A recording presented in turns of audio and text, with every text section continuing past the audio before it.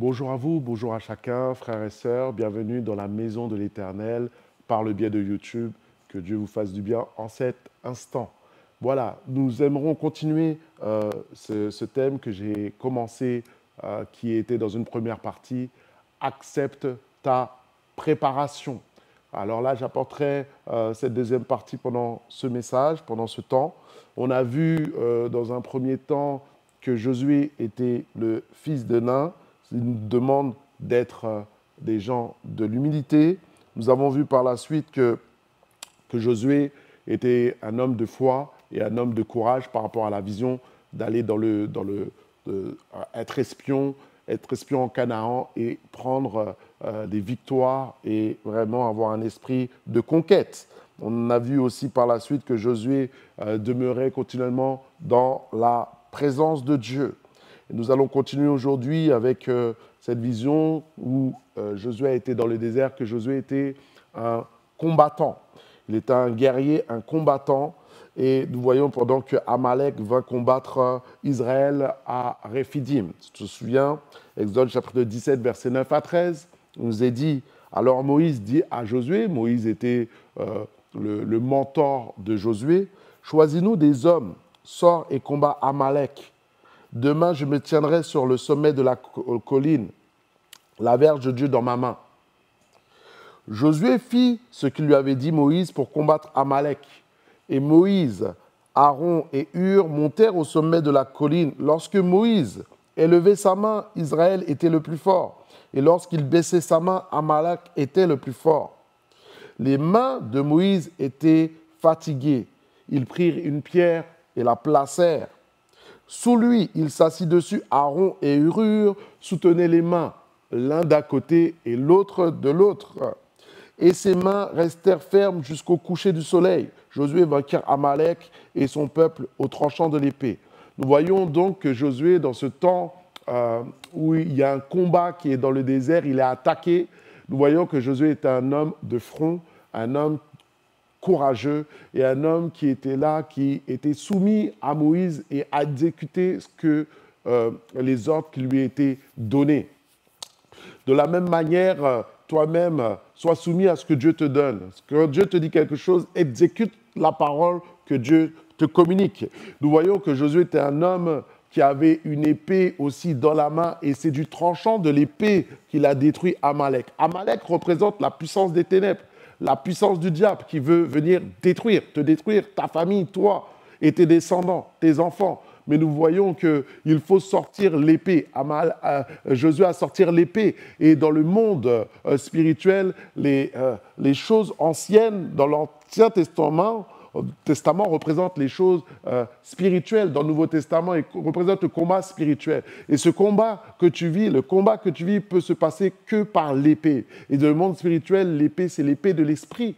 C'est la parole de Dieu qui va te donner la victoire. Hébreux chapitre 4, verset 12. La parole de Dieu est vivante et efficace, plus tranchante qu'une épée quelconque, à deux tranchants pénétrant jusqu'à partager âme et esprit, jointure et moelle. Elle juge les sentiments et les pensées du cœur. Je veux te dire, sois un homme de l'épée, sois un homme de la parole qui tranche la puissance de l'ennemi. Le Seigneur, dans ces temps de la fin, cherche des soldats de l'esprit, des femmes guerrières qui vont se tenir à la brèche, qui vont proclamer la parole dans la prière, proclamer la parole dans l'évangélisation, proclamer la parole dans des situations, afin que ta famille soit bénie, afin que tes enfants soient bénis, soient gardés. Car ce n'est pas un esprit de force, ce n'est pas un esprit de timidité que Dieu t'a donné, un esprit de force, d'amour et de sagesse.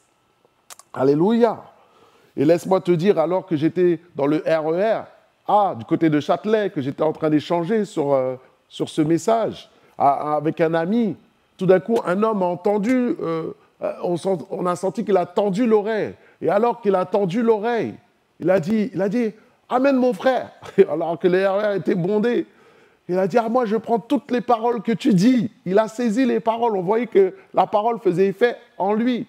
Et alors, il a commencé à nous parler, à m'évoquer les combats qu'il vivait, les difficultés dans son église. Voilà.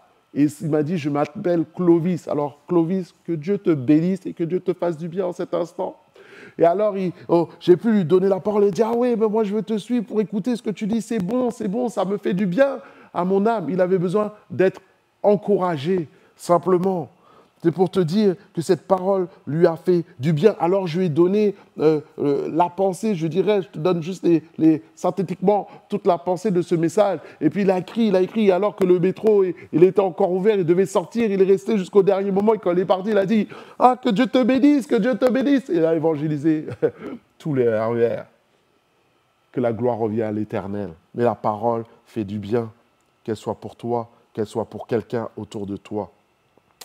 Nous voyons le leadership de Josué qui a choisi des gens pour le soutenir, pour aller combattre avec lui. Je veux te dire aussi, choisis les bonnes personnes pour combattre. On ne dit pas tous ces secrets à tout le monde. Non, on prend les personnes fiables, solides, avec qui tu pourras échanger, partager, non des gens qui vont te trahir, qui vont te mettre des couteaux dans le dos, mais des gens qui vont détruire Amalek avec toi. On voit aussi qu'il y a une synergie, un travail. Moïse est sur la montagne en train de prier, il est à Hur, il y a Aaron qui soutiennent ses mains. Mais on voit aussi que Josué est dans la vallée avec ses soldats en train de combattre. De la même manière, nous avons besoin de voir Josué a besoin de Moïse et Moïse a besoin de Josué. Tu as besoin de tes aînés, tu as besoin de tes pasteurs et tes pasteurs ont besoin de toi. Nous devons être dans une synergie spirituelle en nous soutenant, en priant les uns les autres parce que nous sommes dans le même combat, dans la même barque. Et quand l'un de nous a gagné, c'est tout le peuple de Dieu qui a gagné. Parce que le but du diable, c'est de diviser l'Église, diviser les serviteurs de Dieu, diviser ta famille, diviser aux collègues, diviser pour mieux régner selon les œuvres de la chair. Mais nous sommes là pour nous unir pour la gloire de Dieu, car l'Éternel prend plaisir en cela. Et toi aussi, mon frère et ma sœur. Alléluia. Alors nous continuons. Un autre point, c'est que nous voyons que Josué était un homme qui était au bénéfice des expériences des pères. Comme je dis, lui, il était prêt à aller à Canaan, de prendre Canaan, mais à cause des erreurs des autres, il est resté en Canaan, on est resté dans le désert pendant 40 ans. Et il a vu cette génération mourir. Et il a dit, chaque jour d'exploration, 40 jours d'exploration, 40 années, un jour d'exploration, une année, car l'Éternel était fâché envers le peuple de voir qu'ils n'ont pas obéi à la voix de Dieu, de se saisir de ce Canaan. Alors, nous voyons que Josué est resté, n'oublie pas le thème, accepte ta préparation. Accepte dans ce temps de désert d'être travaillé, d'être transformé. Et on voit qu'il était au bénéfice de ce mentor extraordinaire qui s'appelle Moïse. Et Moïse représente la loi. Moïse représente l'enseignant, le décalogue. Et lui, il a enseigné, il a exposé, il a donné sa loi à Josué qui était l'héritier de la loi. C'est pour ça que par la suite, il a dit, il a reçu cette parole, fortifie-toi seulement et prends courage. Médite ce livre de la loi tous les jours, d'être un homme de la parole de Dieu, un homme héritier de tous les enseignements que tu as reçus. Souviens-toi de tout ce que tu as reçu depuis que tu es à l'école du dimanche, depuis que tu es aux ados, depuis que tu es au groupe de jeunes, depuis que tu es au groupe des femmes, depuis que tu es au groupe des hommes, depuis que tu as reçu tous ces enseignements pour rester fidèle à cette parole. Il a eu aussi un exemple qui était devant ses yeux, un exemple de fidélité, un exemple de constance, de prière, un exemple qui était Moïse qui était là, de puissance, d'autorité. De la même manière, toi aussi, entoure-toi de personnes, de modèles autour de toi, de modèles que tu auras devant tes yeux pour t'encourager. Jésus est au ciel et nous sommes des petits Christ, des gens qui vont t'inspirer en tant que père, des gens qui vont t'inspirer en tant que professeur, des gens qui vont t'inspirer dans le business, des gens qui vont t'inspirer simplement dans leur service auprès de Dieu, des gens, parce que 1 Corinthiens 11.1, l'apôtre Paul a bien dit, soyez mes imitateurs, comme je le suis moi-même de Christ. Profite des aînés qui sont devant toi, qui ont une expérience à te communiquer. Il y a quelqu'un qui est déjà passé avant toi là où tu vas. Prends le bénéfice de cette expérience qui t'est donnée par les pères. Alors, comme je disais, je me souviens de ce moment où alors qu'un de mes formateurs, le pasteur Charles Boucher, J'étais parti au Canada pendant les vacances et j'ai pu le voir. Et pendant cette période, sa femme était atteinte d'un cancer. Et alors qu'on était un mercredi à une réunion de prière, il était venu et il a enseigné, il a encouragé le peuple de Dieu alors que sa femme était sur le lit de mort. En tout cas, sur le lit de maladie. Et je l'ai vu avec le sourire en train d'encourager, de soutenir les gens, d'aider les gens, de motiver les gens alors que c'est lui qui avait besoin de motivation. Et quelques jours après, malencontreusement, son épouse est partie. Mais ça m'a marqué, ce moment-là, de voir la foi et la ténacité qu'il a manifestée à ce moment-là. Je me souviendrai toute ma vie de ce temps pour me dire à tout moment, Olivier, va prêcher par la grâce de Dieu. Alors nous voyons ce domaine, l'Éternel est vivant. Nous voyons aussi toutes les expériences surnaturelles qu'il a vues par Moïse. Certainement, Josué a passé la mer Rouge. Certainement, il a vu ou entendu parler des signes, des prodiges, des miracles qui s'est passé en Égypte. C'est-à-dire toute la gloire, toutes les eaux changées en sang, toute la puissance de Dieu à bras étendus qui s'est manifestée. Il était au bénéfice. Il a vu le mont Sinaï embrasé. Il a vu Moïse, le visage de Moïse brillant. Il a vu la colonne de nuée. Il a vu la colonne de feu. Il a vu l'eau sortir du rocher. Il a vu la manne tomber du ciel. Il a fait des expériences surnaturelles grâce à ses pères, grâce à Moïse, grâce à Aaron qui était là, qui étaient ses aînés dans la foi. De la même manière, je peux te dire, prends les encouragements des aînés, de ceux qui ont un témoignage dans le domaine dans lequel tu vis, dans le domaine où tu as un désert. Vois le combat qui est là, dans le domaine de couple, dans le domaine des enfants, dans le domaine du travail, dans le domaine de maladie, dans le domaine où des personnes sont passées à travers ce chemin et ont reçu à avoir la victoire. Malgré le désert, tu peux avoir la victoire. Mais tu as besoin de te nourrir des expériences des pères, des expériences de ceux qui sont passés avant toi par là pour t'aider. Amen. Est-ce que tu peux me dire amen à cela? Alors regarde, une chose aussi que nous voyons, c'est que Josué n'a pas reproduit des erreurs à ne pas commettre. On voit qu'on a parlé de l'eau du rocher de Mériba, alors que l'eau du rocher est sortie. On sait que Dieu avait dit « parle au rocher ». Et qu'est-ce qu'a fait Moïse? C'est qu'il a tapé sur le rocher 2 fois. Alors Dieu a dit « vous ne rentrerez pas en Canaan parce que vous m'avez offensé devant le peuple, vous ne m'avez pas honoré devant le peuple ». Le miracle s'est manifesté, mais alors ils ne sont pas rentrés, alors ils sont morts, alors ils ont été perdus par rapport à cela. Malencontreusement, nous voyons cette situation, mais nous voyons que Josué n'a pas reproduit cette erreur. C'est pour ça que je veux te dire que même les enseignements, les erreurs autour de toi peuvent être un enseignement. Parce que Josué a vu la conséquence de l'erreur de son père spirituel qui a fait qu'il n'est pas rentré en Canaan.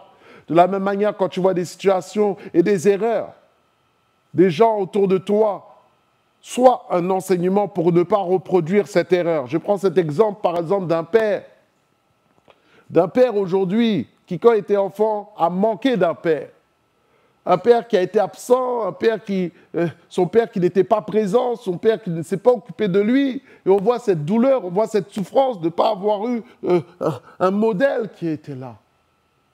Alors, voilà qu'est-ce qui se passe. Il a dit...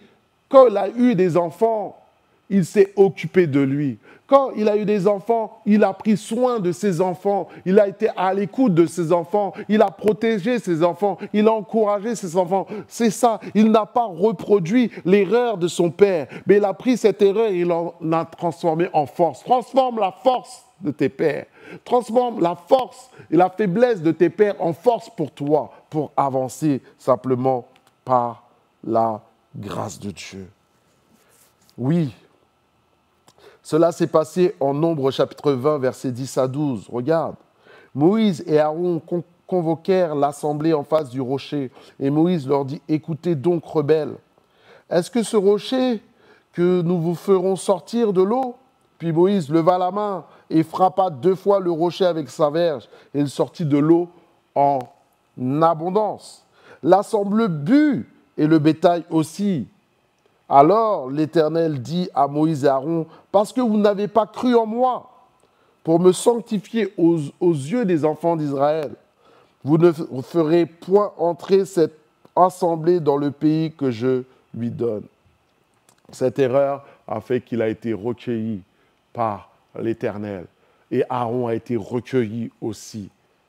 Ah, cela nous parle, cela nous enseigne.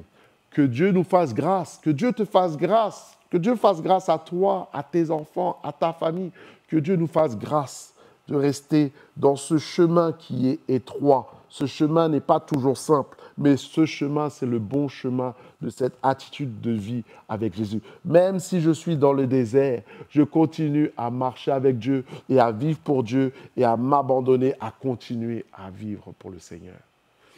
Alors voici un autre point que nous pourrons voir ensemble, c'est que Josué est un homme patient et fidèle. Il est resté dans le désert pendant ses 40 ans et on voit qu'il a vu les gens mourir les uns après les autres dans le désert, cette génération, parce qu'il nous est dit que seul lui et Caleb allaient rentrer dans le Canaan. C'est une promesse qu'avait dit l'Éternel en Nombre chapitre 14, versets 26 à 30. L'Éternel parla à Moïse et à Aaron et dit « Jusqu'à quand laisserai-je cette méchante assemblée murmurer contre moi? J'ai entendu les murmures des enfants d'Israël murmurer contre moi. Dis-leur, je suis vivant, dit l'Éternel. Je ferai ainsi que vous m'avez parlé à mes oreilles. Vos cadavres tomberont dans les déserts, vous tous dont on a fait le dénombrement, en vous comptant depuis l'âge de 20 ans et au-dessus, et vous avez murmuré contre moi. Vous n'entrerez point dans le pays que j'avais juré pour vous faire habiter, excepté Caleb, fils de Jéphuné, excepté Josué, fils de Nun. Ils sont restés là, en attente. Ils sont restés là, dans le désert. Mais nous voyons qu'ils sont restés attachés à l'Éternel dans une fidélité. À aucun moment, ils se sont détournés de l'Éternel, malgré le désert, malgré les gens qui abandonnaient, malgré la sécheresse. Ils sont restés fidèles à notre Dieu. Et dans ce désert, c'est dans le désert que l'Éternel a travaillé le caractère de Josué, le caractère de Caleb, et leur a donné une patience, et leur a donné ce fruit de l'esprit que nous voyons en Galates chapitre 5.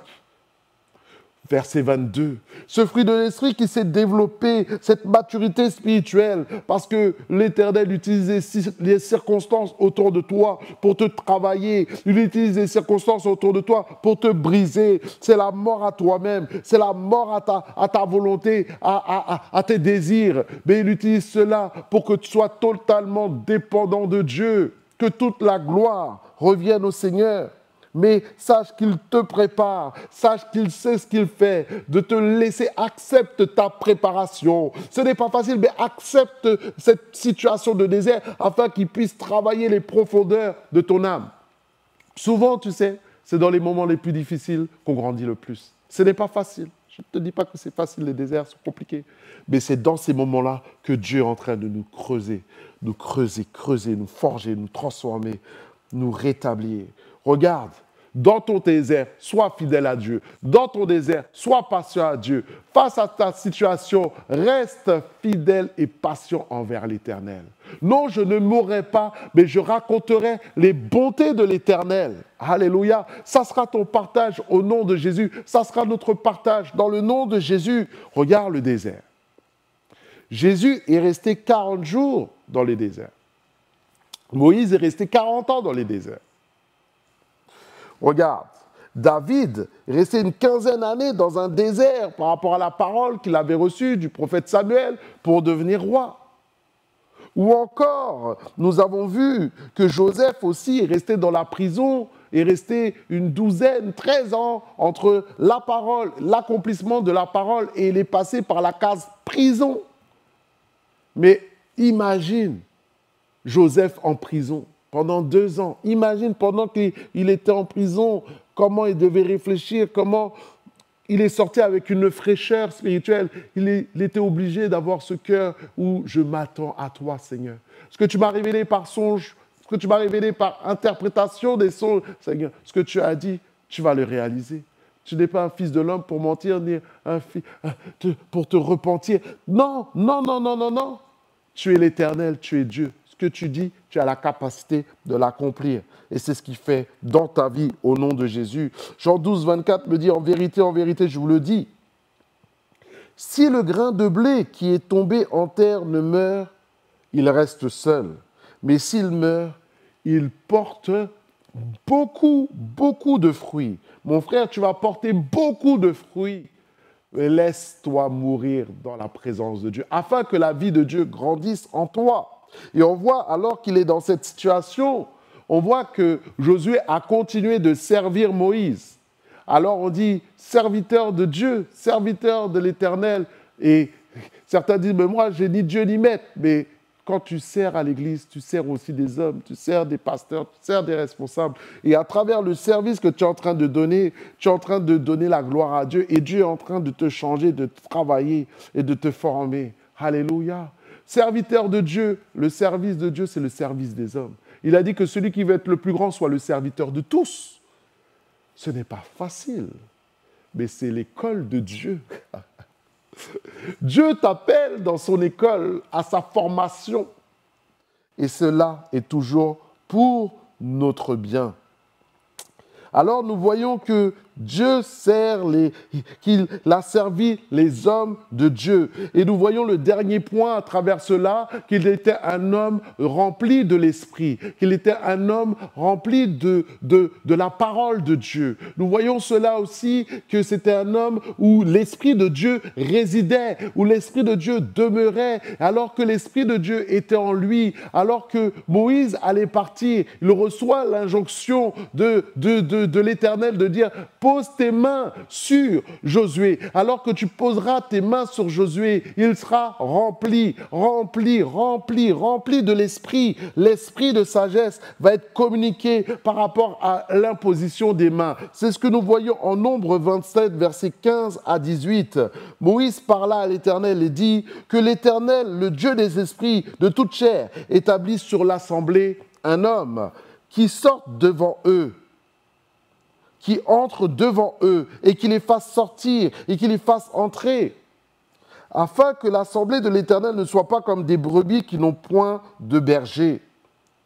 Verset 18, l'Éternel dit à Moïse, « Prends Josué, fils de Nun, homme en qui réside l'Esprit, et tu poseras ta main sur lui. » Alors voici encore le texte, Deutéronome chapitre 34, verset 9. « Josué, fils de Nun, était rempli de l'esprit de sagesse, car Moïse avait posé ses mains sur lui. Les enfants d'Israël lui obéirent et se conformèrent aux ordres que l'Éternel lui avait donnés. » Il y a cette possibilité de communiquer l'Esprit de Dieu à travers la position des mains d'un serviteur de Dieu, d'un pasteur, d'un homme de Dieu rempli de l'Esprit, comme Moïse, il a dit, je vais prendre de ton esprit, je vais les répandre sur les anciens, et 70 qui étaient avec lui ont commencé à prophétiser. C'est ce qu'on appelle la doctrine de l'imposition des mains. Et l'apôtre Paul aussi avait ce mandat-là. Et c'est pour ça qu'il a dit, j'aimerais vous communiquer quelques dons spirituels. À travers l'imposition des mains, mon frère, ma sœur, tu peux recevoir une guérison. À travers